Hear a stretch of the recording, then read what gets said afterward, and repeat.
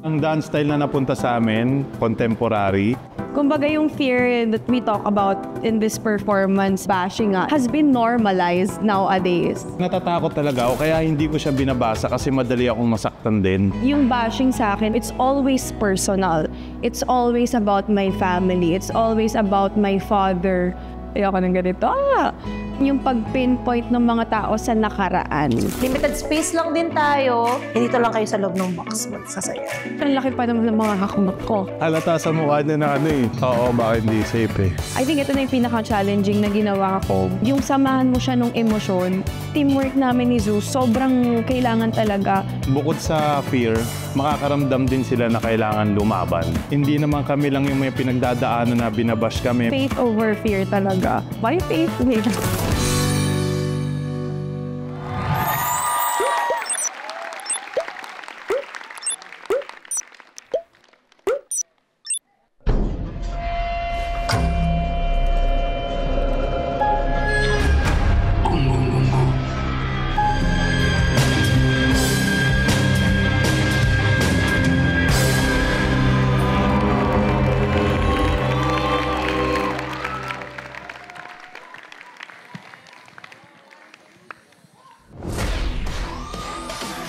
Faith and Zeus, the Twin Towers.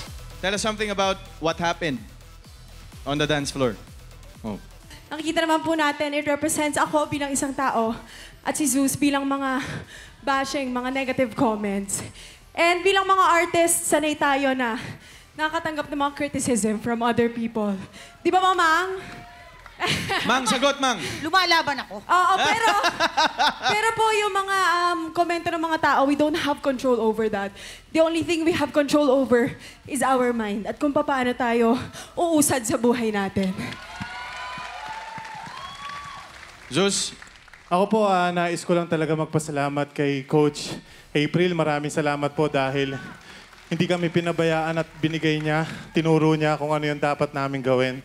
And sana, Coach, masaya ka sa ginawa namin. Thank you po. Yan. Alam mo, napaka-importante ng ipinakita nyo. Minsan kasi sa mga tao, napakadali sa kanilang magsalita ng mga masasakit na salita na hindi nila alam kung anong epekto nito sa taong pinagsasabihan nila. So, itong pinakita nyo, klaro sa akin.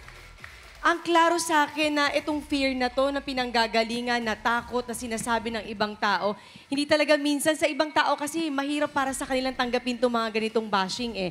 Kaya ang strong, yung message nyo, yung emotion na acting na pinapakita nyo, ramdam na ramdam ko. Grabe. Thank you po. Isa kayo sa favorite ko ngayong gabi na to.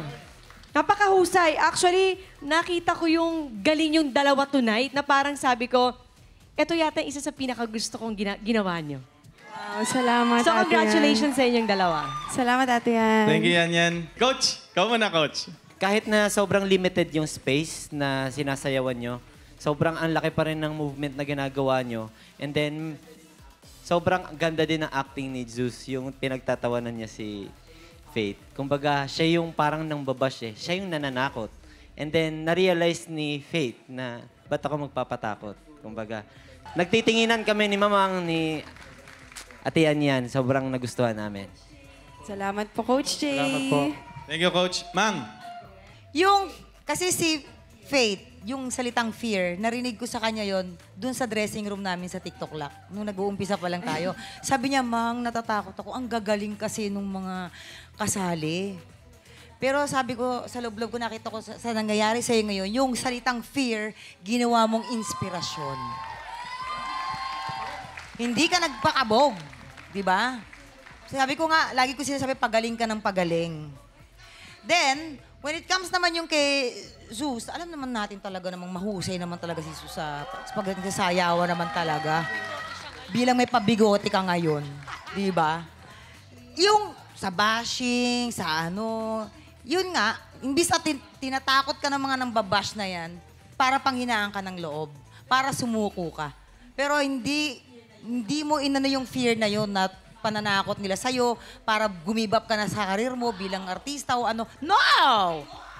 Sino kayo? Totoo, Mamang, di ba sabi nga nila, pag-inggit, piket.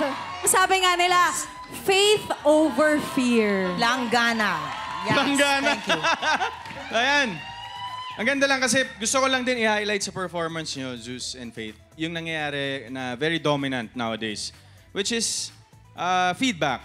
A very available feedback every time we do something. But I'd like to believe talaga that reaction fuels intention. So dun sa intention ng ibang tao sa'yo, it only fuels that. Depende kung paano ka magre-react towards it. Kaya to everyone, I mean to the detractors and bashers, my only question for you guys is, what have you done lately to make a difference in the society? Tingin-tingin din sa salamin pag may time. Okay? And Dance Universe, kamusta naman ang inyong puso ngayong episode namin? Kaya pa ba guys, studio audience? I'd like to commend all the star duos that showcased a very well-executed performance for tonight. Kayanin nyo dahil malapit na nating malaman kung sino ang dalawang maghaharap sa final dance battle of the night. Sa pagbabalikan ng Stars on the Floor!